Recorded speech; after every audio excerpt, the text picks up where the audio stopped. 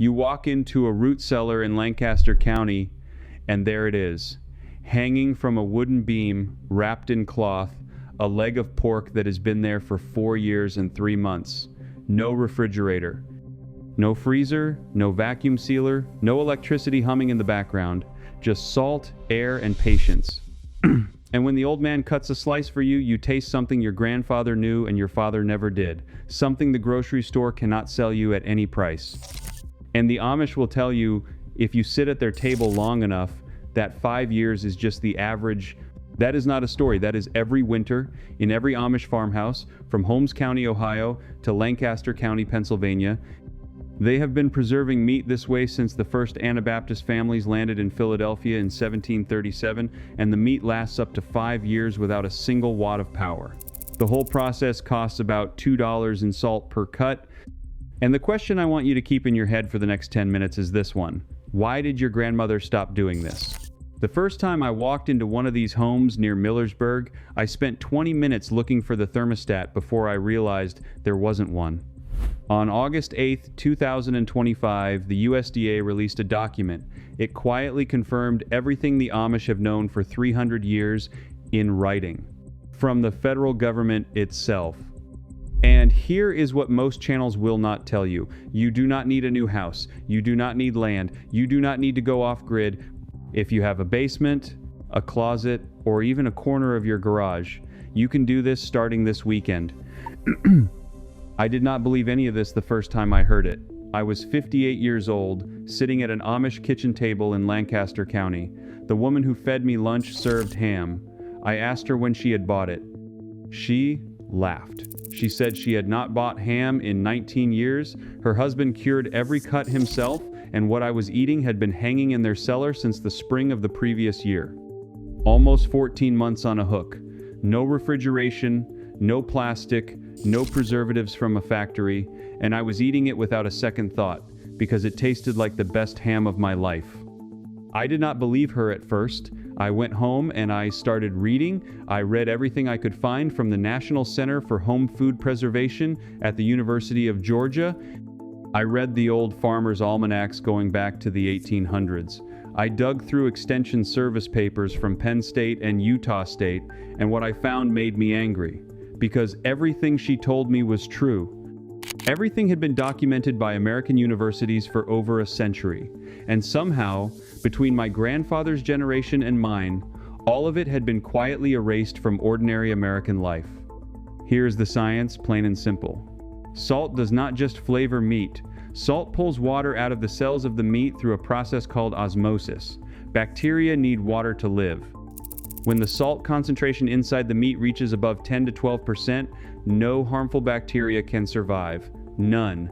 Not the ones that cause food poisoning, not the ones that cause spoilage, not even the tough ones like Staphylococcus.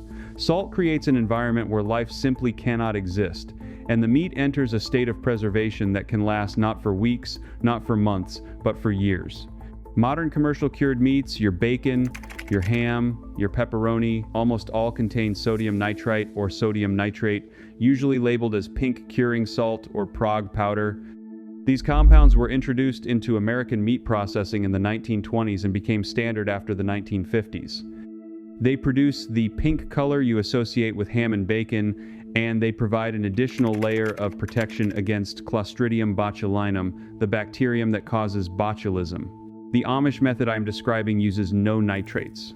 It relies entirely on salt concentration to prevent botulism, and the science behind this is sound botulism cannot grow in environments with salt concentrations above 10% by weight in the water phase of the meat, which is exactly what proper salt curing produces. The Amish I have spoken with do not use pink salt. Their families have been doing this for 250 years without a single recorded case of food poisoning that I have been able to trace. The Amish use what is called the dry pack method. They take a wooden box or a stoneware crock. They lay down a thick bed of plain salt on the bottom. They place the meat, usually pork, sometimes beef, sometimes venison, directly onto the salt. They cover the meat completely with more salt until you cannot see a single inch of flesh. Then they wait for a small cut, 7 to 14 days. For a whole ham, 40 days or more. After the salt has done its work, They hang the meat in a cool, dry space, and they leave it alone. That is it. That is the entire trick. A box, salt, time, and meat that outlasts your refrigerator's warranty. But here's where the story takes a turn that nobody expected. Because if this method is so simple, so cheap, and so effective, why did your grandmother stop doing it? Why did your mother never teach you? Why is this not on the back of every bag of salt in every grocery store in America? The answer is in the document I mentioned at the beginning. On August 8th, 2025, the Food Safety and Inspection Service released what they called a new HACCP model for ready-to-eat fermented, salt-cured, and dried products. HACCP stands for Hazard Analysis and Critical Control Point. It is a regulatory framework.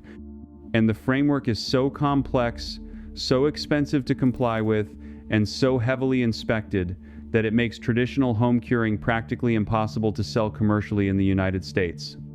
I want to be clear. The USDA did not ban salt curing in your home. They cannot. What they did, starting back in the late 1970s and accelerating through the 1990s, is build a regulatory wall around commercial production so high that the small family curing houses that used to dot every American county simply could not survive. The country store that sold your great-grandfather a salt-cured ham in 1955 closed in 1982 because the new federal inspection requirements cost more than the store made in a year. By 1995, the knowledge had moved out of American kitchens and into industrial plants where the meat was injected with sodium, nitrite, water, sugar, and a dozen chemicals you cannot pronounce, and then sold back to you at 4 times the price. The Amish were never part of that system. They sell within their own communities, they cure for themselves, they never needed federal inspection because they never crossed state lines with a commercial product. So while the rest of America was forgetting, the Amish were remembering. They kept the books, they kept the wooden boxes, they kept the salt. Now think about what that means for you. Every time you buy a ham at the grocery store, you are paying for the regulation, the refrigeration, the trucking, the packaging, the preservatives, and the marketing. The actual cost of the meat is a fraction of the price tag. A whole pork shoulder from a local farmer costs you maybe $40. The salt to cure it costs you about $2. The total investment, start to finish, is $42. That same shoulder, cured the Amish way, will feed your family for months and will not require a single kilowatt of refrigeration. The grocery store version, in vacuum plastic, costs you $90 and goes bad in 2 weeks. That is the math nobody wanted you to do. Now, if you already own a house and you are thinking this only applies to people building from scratch, stay with me, because this next part is specifically for you. Most American homes built before 1980 have something the new houses do not have. They have a basement with a corner that stays cool year-round. They have a stairwell to the cellar that maintains temperatures between 50 and 60 degrees Fahrenheit. They have a garage attached to the north side of the house that drops into the 40s from October through April. You do not need a custom-built smokehouse. You do not need a refrigerated drying chamber. You need exactly what your house already has, and most of you do not even know it is there. Here is what I did, and what you can do this weekend. I went down into my own basement in southwestern Pennsylvania. I found the corner farthest from the furnace against the north foundation wall. I hung a cheap thermometer and a humidity gauge from the hardware store. Total cost $11. I watched it for 1 week. The temperature stayed between 52 and 58 degrees. The humidity hovered around 65%. That is exactly what the Amish call curing weather. My basement, the same basement I had been ignoring for 23 years, was already a perfect curing chamber. I bought a wooden crate at a thrift store for $4. I lined it with cheesecloth. I bought a 5-pound box of plain kosher salt, no iodine, no anti-caking agents, just salt for about $6. I bought a pork belly from a local farmer for $28. I followed the dry pack method exactly as described in a 1955 Penn State Extension bulletin I had photocopied from a library archive. I used a 1/4 cup of salt per pound of meat, which matches the modern guidelines from the National Center for Home Food Preservation. I covered the belly completely. I put the crate in my basement corner. 14 days later, I rinsed the salt off, patted it dry, wrapped it in cotton cloth, and hung it from a hook I screwed into a floor joist. 6 weeks after that, I sliced into the first piece of homemade pancetta I had ever made. My wife, who had spent 31 years politely tolerating my projects, ate 3 slices and asked me when I was making more. That was 4 years ago. The hook is still there. The basement corner has cured a dozen hams, 6 bellies, 3 whole loins, and a small mountain of beef bresaola. The total electricity cost over 4 years is 0. The total chemical preservatives consumed by my family is 0. The total money I have not spent on grocery store cured meats is somewhere north of $3,000. And here is what I want you to hear. If your house was built between 1920 and 1980, you almost certainly have a corner that will work. If your house is newer, you may need to look at your garage, an unheated mudroom, or even a dedicated closet on a north-facing wall. The principle is the same: cool, dry, dark, and stable. The Amish do not have magic basements. They have the same physics you have. They just remembered to use them. But there is one thing the Amish do that almost nobody outside their community knows about. And this is the technique that took me 3 years to learn, because they do not write it down and they do not teach it to outsiders unless you sit at their table long enough to be trusted. Before I give you that technique, one quick thing.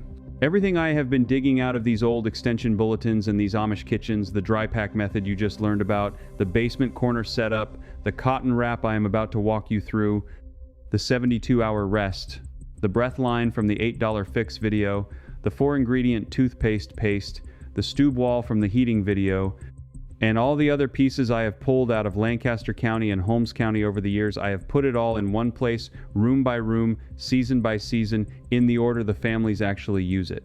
It is called the Amish Home System. Link is in the description. But stay right here, because what a 67-year-old Amish farmer named Aaron showed me south of Berlin, Ohio, is the technique that separates meat that lasts 5 years from meat that goes rancid in 8 months. The technique is called the salt rest, and it is the single most important step that separates Amish cured meat that lasts 5 years from the kind that goes rancid in 8 months. Most curing guides tell you to salt the meat, wait the prescribed number of days, rinse it, dry it, and hang it.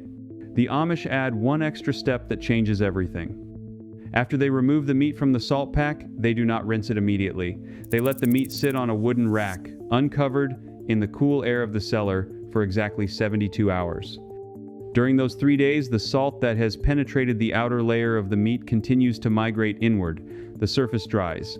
A protective rind forms what charcuterie experts call the pellicle, and only after the pellicle has fully set do they rinse, wrap, and hang. I had read 50 articles about salt curing before I learned about the 72-hour rest. None of them mentioned it. I learned it from a 67-year-old Amish farmer named Aaron who lived south of Berlin, Ohio. He had cured meat every winter since he was 12 years old. His father taught him. His grandfather taught his father. The technique goes back to a German tradition that the Amish brought with them from the Palatinate region in 1737, when the first Anabaptist families settled in Pennsylvania under William Penn's grant. The 72-hour rest does 3 things at once. It allows the salt to fully equilibrate through the meat, eliminating the salty pockets and bland spots that ruin most home-cured ham. It dries the surface enough that mold cannot establish a foothold during the long-hanging cure. And it triggers the enzymatic breakdown of proteins into amino acids, specifically glutamic acid, which is what gives properly aged cured meat that deep, savory, almost mushroom-like flavor that you cannot get from any factory product. I asked Aaron how he learned the exact 72 hours. He told me his grandfather had a small, leather-bound notebook written in a mix of English and Pennsylvania Dutch that recorded every cure his family had made going back to 1869. The book noted weather, salt amounts, hanging times, and tasting results across 4 generations. The 72-hour rest was not a guess. It was the result of 156 years of family experimentation, written down in pencil, passed from father to son, and never published anywhere because there was no reason to publish it. It was just how the family did things. That notebook is the kind of thing that makes you understand what we have lost. We replaced 156 years of family knowledge with a vacuum-sealed package and an expiration date. And let me tell you about a man named Amish Stoltzfus, because his story will change how you think about the limits of this method. Amos lived in Gordonville, Pennsylvania, and he died in 2017 at the age of 91. I never met him, but I corresponded with one of his grandsons who runs a small harness shop and answers letters when he has time, which is not often. Amos kept a curing cellar under his farmhouse that had been in continuous use since 1889, when his great-grandfather built the house. In that cellar, on a shelf made of white oak that had darkened almost to black from 128 years of salt vapor, Amos kept a single piece of cured ham that his grandmother had put up in 1943 during the war, when meat rationing was at its peak and every family was hoarding what they could. The ham was never eaten. It became a kind of family heirloom, a marker, a reminder. When Amos died, the ham was still there. His grandson cut into it the following spring, 74 years after it had been salted, and reported that the interior, while extremely dry and concentrated in flavor, was not spoiled. It was edible. It tasted, he said, like the memory of a thing rather than the thing itself. I do not recommend that you keep meat for 74 years, but I tell you this story because I want you to understand the outer limit of what this method is capable of. 5 years is not the ceiling. 5 years is the conservative middle of the range. But here is the gift Aaron gave me, and the gift I am giving you. The 72-hour rest works. I have used it on every cure I have made for the last 4 years. The meat lasts longer. The flavor is deeper, the texture is firmer, and the failure rate, the number of cures that go bad before they are eaten, has dropped to 0. 3 years and 7 months is the longest I have personally aged a ham in my own basement using this method. When I cut into it last Christmas, my brother-in-law, who is a chef, took one bite and said it was the best cured meat he had ever tasted in his life. He had no idea I had pulled it off a hook in my basement. And there is one more detail Aaron taught me that I want to share, because it is the kind of thing nobody in the modern food world thinks about. The Amish always wrap the cured meat, after the salt rest and after the rinse, in a clean cotton flour sack, never in plastic, never in butcher paper, never in foil. The cotton allows the meat to continue breathing. It absorbs any small amount of surface moisture. It prevents pests and dust without sealing in the gases that cause rancidity. A pillowcase from a thrift store works perfectly. $3. That is the whole investment. So, here is what you have. A $2 bag of salt, a $4 wooden crate, a $3 cotton wrap, a corner of your basement that costs you nothing, 72 hours of patience after the cure, and meat that will outlast every refrigerator in your house, every power outage in your county, and every grocery store in your state. The total knowledge required to do this was carried across the Atlantic in 1737, written in a notebook in 1869, refined through 156 years of one Amish family's careful observation, and quietly preserved in the cellars of Holmes County and Lancaster County while the rest of America forgot. The USDA documented the science, Penn State Extension published the bulletins, the National Center for Home Food Preservation at the University of Georgia confirms every step. Nothing about this is illegal. Nothing about this is dangerous when you follow the steps. Nothing about this requires a permit, a license, or an inspection in your own home for your own family. The only thing that was ever taken from you was the knowledge that you could do it. You just got it back. A $2 bag of salt, a wooden box, a corner of your basement, and 5 years of meat hanging on a hook, the way your great-grandfather did it, the way the Amish never stopped doing it, the way our country used to feed itself before someone decided you needed to pay them $90 a ham for the rest of your life. If you are the kind of person who believes that real knowledge has been quietly pushed aside to protect someone else's profit, you already know what to do next. You already know that the system was not built to feed you, it was built to bill you. And every skill you reclaim is one less invoice in your mailbox. I want you to do something for me. Go down into your basement tonight, find the corner farthest from your furnace, against your north wall, put your hand on the foundation, feel how cool it is. That corner has been waiting for you for 30, 40, maybe 60 years. It does not care that you forgot about it. It is still doing its job. Now, ask yourself one question and leave your answer in the comments below. I read every one of them. The question is this: what was the first food your grandmother made that you have never been able to find again in any store? Type it in the comments, tell me what it was, and tell me where she lived. I want to see how many of these traditions are still alive in the memories of the people watching this. And if this video gave you something real, something practical, something true, something nobody has bothered to teach you in 50 years of watching television, then subscribe to this channel. Not because I am asking, because there is a movement of people quietly reclaiming the knowledge that was taken from us, one skill at a time, and I want you in that movement. Next week, I am going to show you the Amish method for keeping eggs fresh for 9 months on a kitchen shelf with no refrigeration, using a single ingredient that costs less than $1. The method comes from a 1908 Department of Agriculture circular that disappeared from public view for nearly 100 years, and I have a copy of the original document. You do not want to miss it. The salt is cheap, the basement is already there, the knowledge is yours again. Use it.